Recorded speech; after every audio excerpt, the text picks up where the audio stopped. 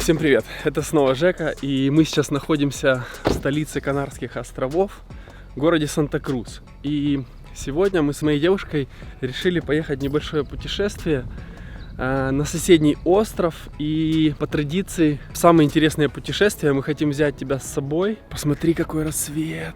А это город Санта-Крус, как на ладони.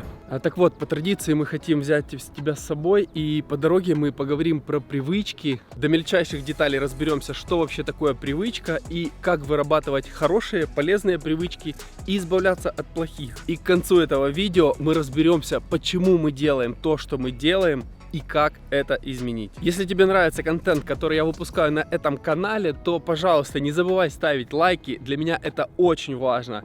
И высшей наградой за мой труд будет подписка и комментарий. Ну что, если все готовы, пора начинать. Поехали!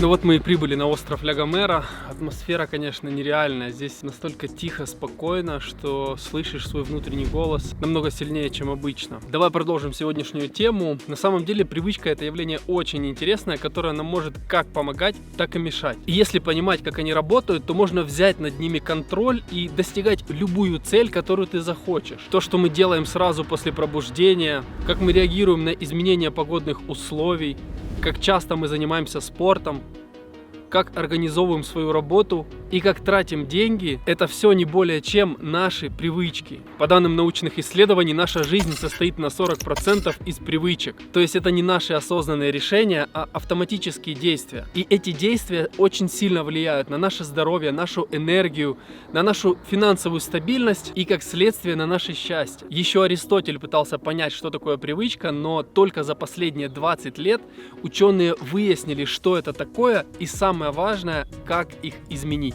Наш рептильный мозг все время ищет способы сохранить энергию, поэтому любое действие, которое повторяется, он будет пытаться превратить в привычку, чтобы освободить сознание от нагрузки. Я думаю, что многие из нас могут вспомнить, когда они даже не заметили того момента, как они взяли в руки телефон и провели там некоторое время. Это и есть автопилот в действии, и такое поведение называется импульсивным или инстинктивным, то есть без участия сознания. И формирование привычки состоит из 4 компонентов. Сначала появляется стимул, который вызывает желание выполнить какое-то действие. На примере с телефоном это может быть прийти оповещение. После этого мы выполняем ритуал. В нашем случае это взять в руки телефон и открыть сообщение. Третий этап и самый главный в формировании привычки — это получение награды после выполнения ритуала. На нашем примере это скачок уровня дофамина, гормона счастья. И каждый раз, когда будет звенеть телефон, мы с удовольствием повторим ритуал с целью получения новой дозы дофамина. На самом деле наш мозг не видит разницу между хорошей и плохой привычкой,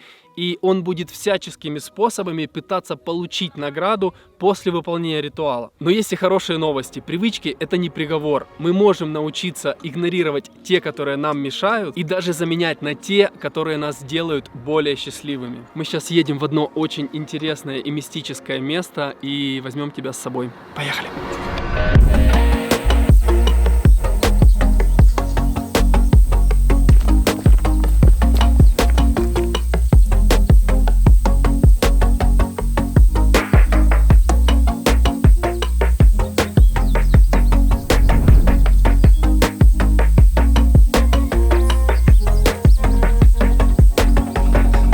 из самых удивительных мест, в которых я был. Этот парк называется Гараханая. Это самый большой лавровый лес в мире.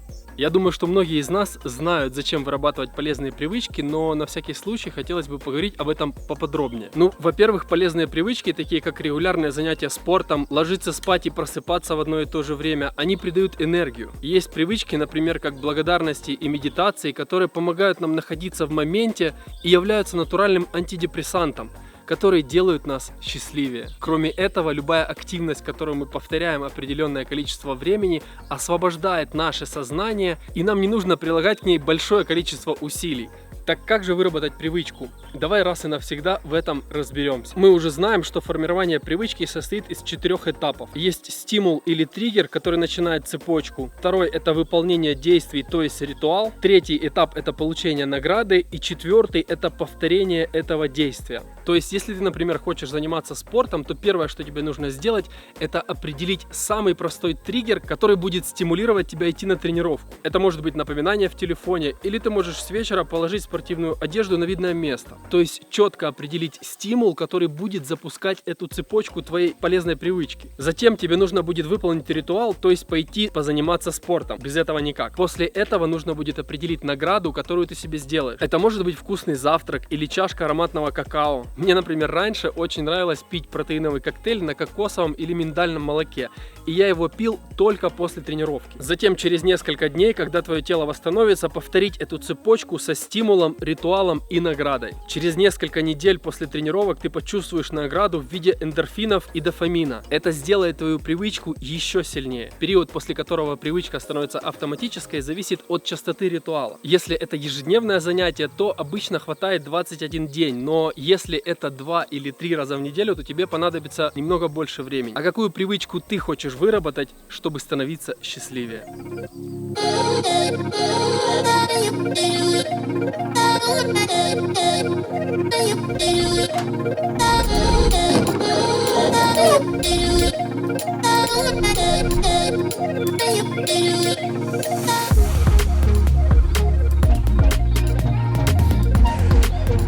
Вот так выглядят наши апартаменты.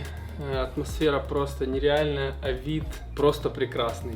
На самом деле полностью избавиться от привычки невозможно. Ее можно только перезаписать. Для этого нам нужно понять, что является стимулом нежелательного поведения. И второе, понять, какую награду мы получаем, выполняя то или иное действие. После того, как мы это определим, нам нужно в ответ на стимул заменить ритуал на более приемлемый, который дает похожую награду. И на первом шаге нужно определиться, от какой привычки ты хочешь избавиться, которая тебе мешает становиться счастливее. Тут нужно хорошо подумать и максимально быть честными по отношению к себе. От какой привычки ты хочешь избавиться? На втором шаге нужно определить, что является стимулом этого поведения. Что ты чувствуешь перед тем, как хочешь это сделать? Какие мысли являются триггером этих чувств? На третьем шаге нужно определить, для чего ты это делаешь, то есть какую награду преследуешь этим поведением. Алкоголики пьют потому, что хотят убежать от реальности, потому что им в ней не нравится. Это их расслабляет, пропадают барьеры общения. Выпивая, они ищут эмоциональной разгрузки. А почему ты делаешь то, что хочешь изменить? Четвертый шаг – это найти ритуал, которому ты будешь следовать вместо негативной привычки. Тут очень важно проявить всю свою креативность и придумать занятие, которое будет приносить тебе похожую награду. Например, в случае с алкоголем наша награда – это эмоциональная разгрузка и общение. Подумай, где ты можешь это получить более здоровым способом. Существует множество хобби, которые помогают перезагрузиться, сделать свою жизнь ярче и без вреда здоровью. Тут самое главное, нужно экспериментировать. Но большинство из нас, к сожалению, ищут легкие пути получения награды. Я очень надеюсь, что ты относишься к меньшинству.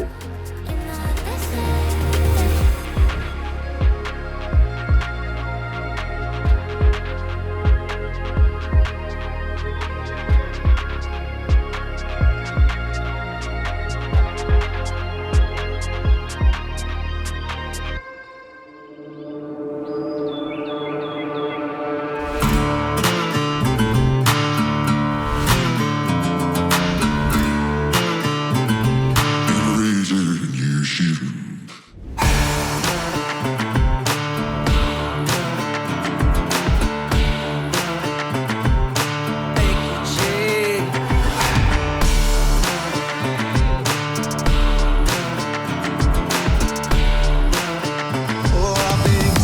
Теперь ты знаешь, почему мы делаем то, что мы делаем, и как это изменить.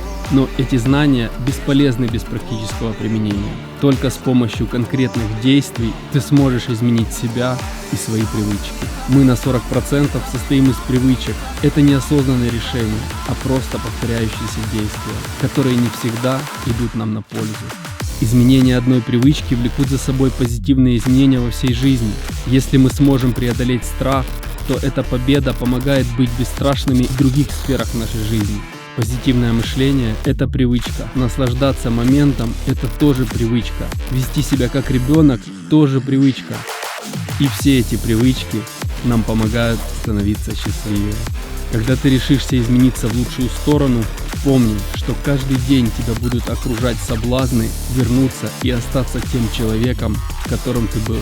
Но только если ты пройдешь эти испытания и проявишь героическую отвагу, изменяя привычку, которую ты хочешь, то перед тобой откроются двери в мир больших возможностей, где все твои мечты станут реальностью.